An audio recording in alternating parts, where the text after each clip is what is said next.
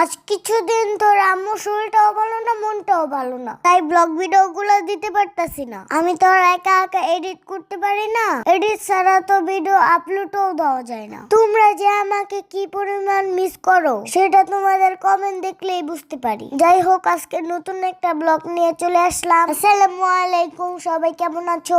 সবাই কিন্তু অবশ্যই কমেন্টে জানাবা। অনেকেরই আমার ভিডিওটা দেখে মনে প্রশ্ন জিগেছে, এতগুলো কাপড় চোপড় ব্যাগ গুছিয়ে আমরা কোথায় যাচ্ছি? আমরা সবাই যাব আমার নানার গ্রামের বাড়ি। আমি কখনো আমার নানার গ্রামের বাড়ি দেখি নাই, এই ফার্স্ট টাইম আমি আমার নানার গ্রামের বাড়ি যাচ্ছি। শুধু নানার বাড়ি যাব তা না, নানার গ্রামের বাড়িতে যাব, আম্মুর বান্ধবীর বাড়িতে যাব, আম্মুর খালার বাড়িতে যাব, আরো তো অন্য অন্য আত্মীয় স্বজনের অভাবেই নাই। তো গ্রামের বাড়িতে যাওয়ার জন্য আমরা ব্যাগ ট্যাগ গুছিয়ে নিলাম। যেহেতু গ্রামের বাড়িতে যাব তার জন্য একটু মেহেদি দিয়েছিলাম। আমার মেহেদি দেওয়া দেখে আম্মু বলতাছিল, দেখি তুমি কি করছো। তারপর আম্মুকে আমার মেহেদিটা দেখালাম। তারপর আম্মু বলতেছে, এইখানে কি লিখছো তুমি? আমি বললাম আমার নামটা লিখছি। তারপর একটু পায়ের মেহেদি দিলাম। তো এখন আমরা রেডি হয়ে নিচ্ছি। তো আম্মু বাড়িতে যাওয়ার উপলক্ষে আম্মুর জন্য একজোড়া কানের দুল কিনেছিল।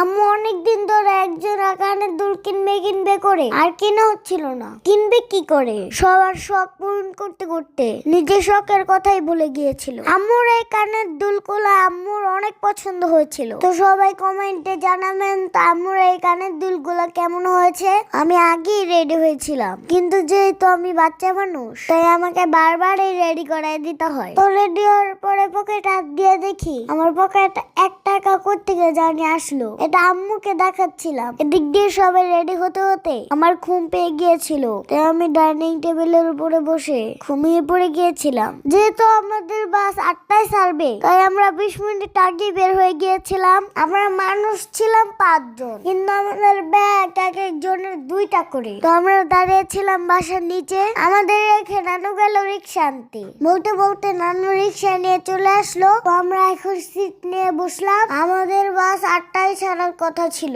কিন্তু এই যে অপেক্ষা করতে আছে বাস ছাড়ার নামগন্ধই নাই। ওয়েট করতে করতে আমার খিদেই লেগে গেল, তাই বাসা থেকে মোমো বানিয়ে নিয়ে গিয়েছিল আম্মু। সেটাই এখন আমি খাচ্ছিলাম। আর পিছন দিকে আম্মু কি মেরে মেরে দেখছিল আমি কি করে আর না করি। বাচ্চারা অপেক্ষা করতে করতে আমার ঝুমাম্মু এখানে ঘুমিয়ে গেল। তখন রাত বাজে 9:30। তারপর 10:30 বাজে অবশেষে বাসটা ছাড়লো। কি যে একটা শান্তি লাগতেছিল বলে বুঝাতে পারবো না। তারপর মমিন সিং এসে 20 মিনিটের একটা ব্রেক দিল। তখন আর কি খাবো ভেবে পাচ্ছিলাম না, তাই সবাই মিলে কফি নিলাম। যেহেতু শীতের দিন আর ওইখানে খুবই ঠান্ডা ছিল, কফিটা খাওয়ার পর খুবই চাঙ্গা লাগছিল আর মাইন্ডও ফ্রেশ হয়ে গেল। মমিন সিং থেকে বাস ছাড়ার পর বাইরে আর কিছুই দেখা যাচ্ছিল না কুয়াশার কারণে। আমাদের জার্নিটা প্রায় শেষ হলো। এখন সকাল 6টা বাজে আর আমরাও গাড়ির থেকে নামলাম। তো প্রথমে আমরা কার বাড়িতে উঠলাম, কি করলাম না করলাম সবাই দেখার জন্য অপেক্ষা করুন। তো আজকে আমার লং জার্নির ব্লগটা আপনাদের কাছে কেমন লাগলো সবাই কমেন্টে জানাবেন। আর আমার নেক্সট ব্লগ দেখার জন্য সবাই অপেক্ষা করুন। আজকের মতো আল্লাহ হাফেজ।